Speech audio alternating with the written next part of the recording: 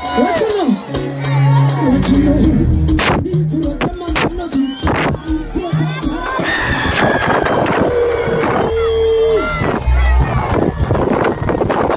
No time to waste.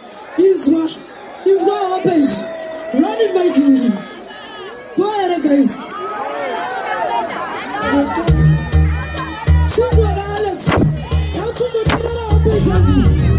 Wanna tell that away? What you know? Come on, son of shit.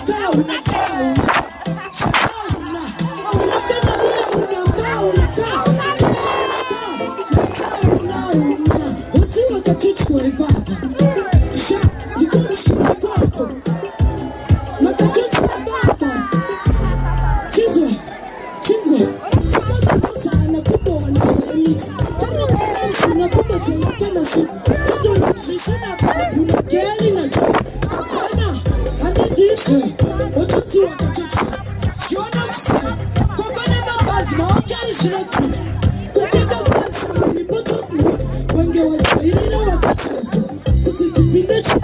one cutter. When you go down, go to it.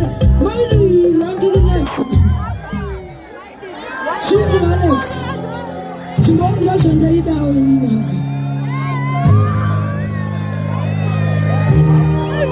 You got tonight, you should tell that Franco.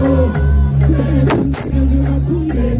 Bitches in minutes of a ghetto. And I'm cheap and I tell them what I space. Just put on a cooking and chona. Get the sunshine to us.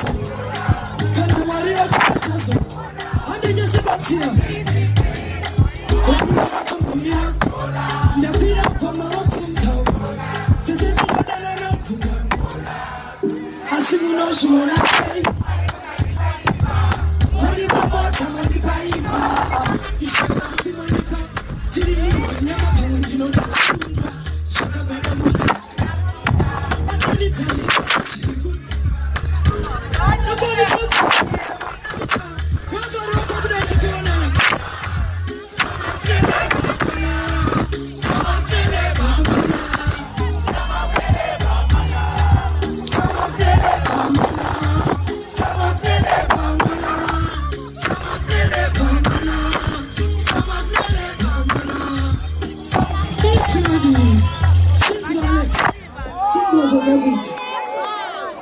Anzi, mandatory sing.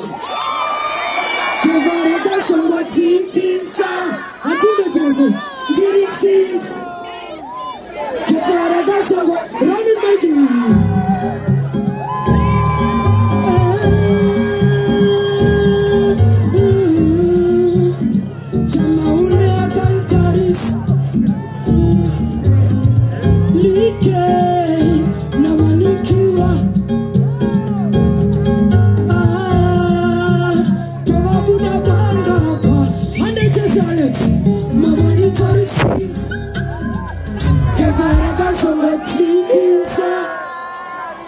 Ndiye sing.